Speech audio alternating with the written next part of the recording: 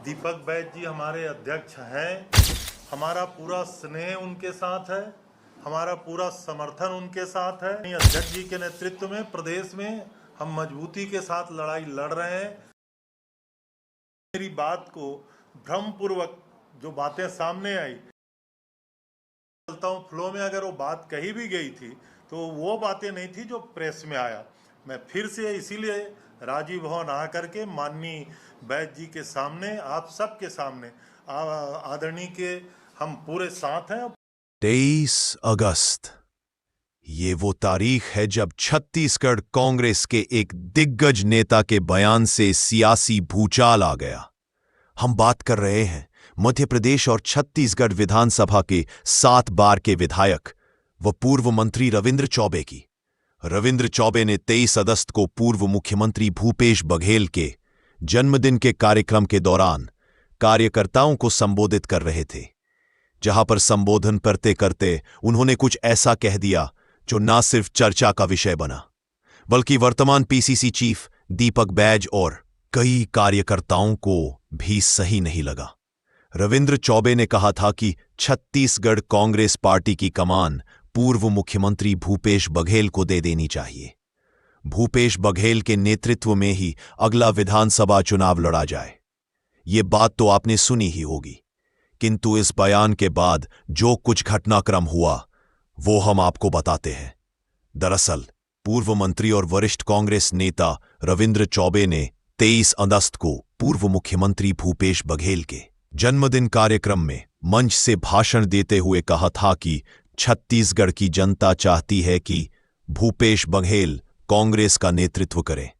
रविंद्र चौबे यही नहीं रुके, आगे उन्होंने कहा था कि अगली लड़ाई बीजेपी से, इस सरकार से और मोदी की गारंटी से लड़ना है तो उसके लिए पहली ताकत भूपेश बघेल में है। आप समझ सकते हैं कि इस बयान के क्या मायने हो सकते हैं। एक तरह से रविंद्र चौबे ने यहां तक कह दिया था कि अगर छत्तीसगढ़ में वापस कांग्रेस की सरकार कोई बना सकता है तो वो केवल भूपेश बघेल है। रविंद्र चौबे के इस बयान के बाद पीसीसी चीफ दीपक बैज ने कहा कि कोई भी नेता पार्टी से बड़ा नहीं हो सकता। दीपक बैज ने रविंद्र चौबे को महाज्ञानी बताते हुए कहा था कि ये उनका अपना विचार है, किंतु कांग्रेस पार्टी किसके नेतृत्व में लड़ाई लड़ेगी ये पार्टी हाईकमान तय करेगा। दीपक बैज के इस बयान के बाद से ही ये तय माना जा रहा था कि पीसीसी की आगामी बैठक में ये मुद्दा गर्म आएगा।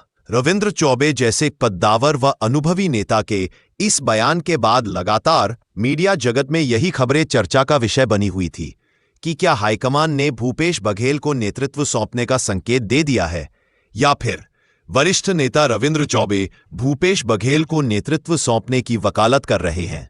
खैर, कारण जो भी रहा हो, उनके बारे में आया है छत्तीसगढ़ कांग्रेस की राजनीति में गरमाहट ला दी, जिसके बाद ये खबरें आई कि पार्टी हाईकमान से रविंद्र चौबे की शिकायत की तैयारी हो गई है। यहां तक कि एआईसीसी के जितने मेंबर हैं उन सभी के पास रविंद्र चौबे के बयान वाला ये वीडियो भी पहुंचा दिया गया।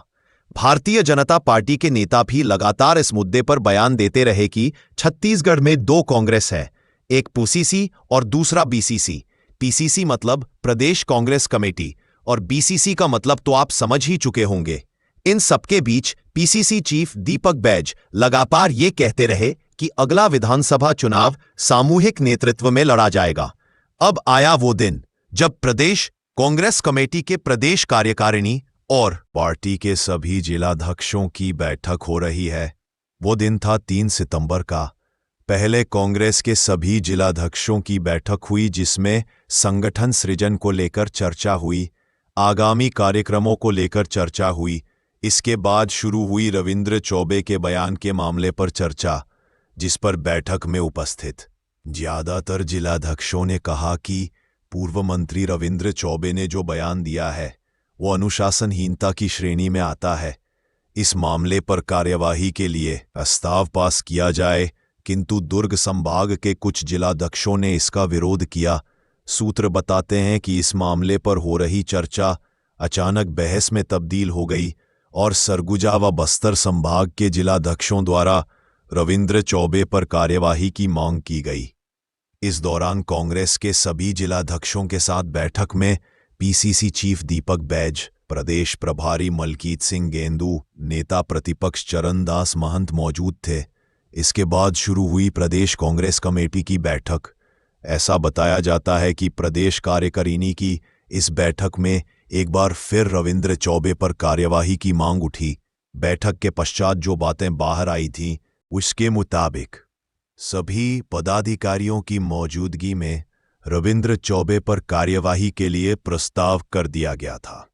इस दौरान एक पदाधिकारी ने पीसीसी चीफ से कहा कि एक नेता के खिलाफ पहले भी इस तरह अनुशासनात्मक कार्यवाही के लिए प्रस्ताव पास किया गया था, उस पर क्या कार्यवाही हुई? ऐसा बताया जाता है कि इस सवाल पर पीसीसी चीफ दीपक बैज ने कोई उत्तर नहीं दिया। सूत्र ऐसा बताते हैं कि इसके बाद सर्वसम्मति से रविंद्र चौबे के ऊपर अनुशासनहीनता की कार्यवाही के लिए प्रस्ताव पास किया गया, जिसमें एक और अन्य नेता का नाम भी जोड़ा गया।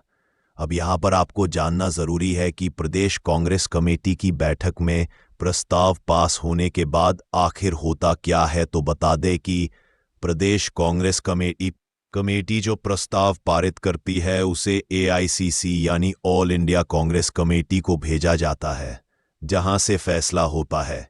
3 सितंबर को पीसीसी की उस बैठक के बाद बाहर ये खबर निकली कि आखिरकार पूर्व मंत्री रविंद्र चौबे पर अनुशासनहीनता की कार्यवाही के लिए प्रस्ताव पास कर लिया गया है। ये खबर प्रमुखता से मीडिया में भी छाया रहा, जिसके बाद भारतीय जनता पार्टी के नेताओं ने भी इस पर चुटकी लेते हुए कहा था कि छत्तीसगढ़ में एक नहीं बल्कि 2 कांग्रेस है, एक पीसीसी और दूसरा बीसीसी। बैठक के बाद नेता प्रतिपक्ष चरणदास महंत ने बयान देते हुए जो कहा, सोशल मीडिया में छाया रहा।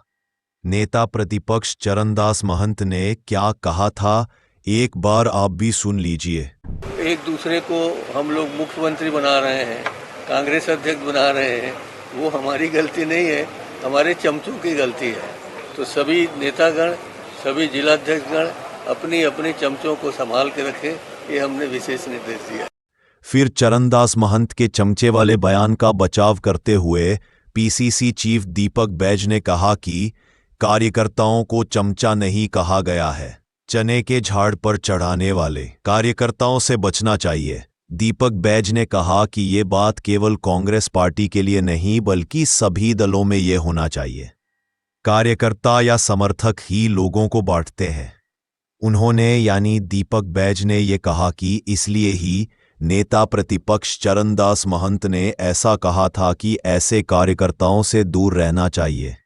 अब बात करते हैं कि आखिर इसके बाद क्या हुआ।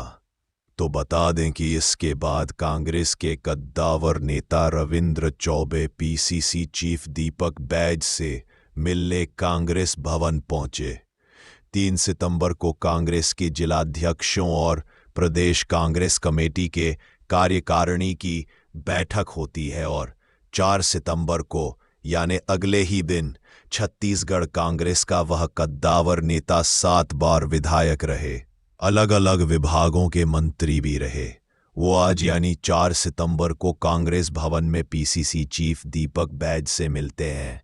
अब अंदर क्या बात हुई ये तो वो दोनों नेता ही जानेंगे, लेकिन समझा यही गया कि कांग्रेस के वरिष्ठ नेता रविंद्र चौबे को अपनी गलती का एहसास हो गया और वो यही बात पीसीसी चीफ दीपक बैज को बताने पहुंचे थे। इन सारे घटनाक्रम के बाद तमाम मीडिया जगत में भी यही खबर सामने आने लगी कि अब की बार रविंद्र चौबे के ऊपर कार्यवाही हो सकती है, जिसके बाद कांग्रेस भवन में बंद कमरे में पीसीसी चीफ दीपक बैज और वरिष्ठ नेता रविंद्र चौबे के बीच लंबी चर्चा हुई। रविंद्र चौबे ने मीडिया के आगे कहा कि मुख्यमंत्री भूपेश बघेल के जन्मदिन पर भ्रमपूर्वक बातें कही गई। उन्होंने सफाई देते हुए मीडिया को यह बताया कि अगर कुछ बातें कही भी गई तो वो बातें नहीं थी जो मीडिया में आई।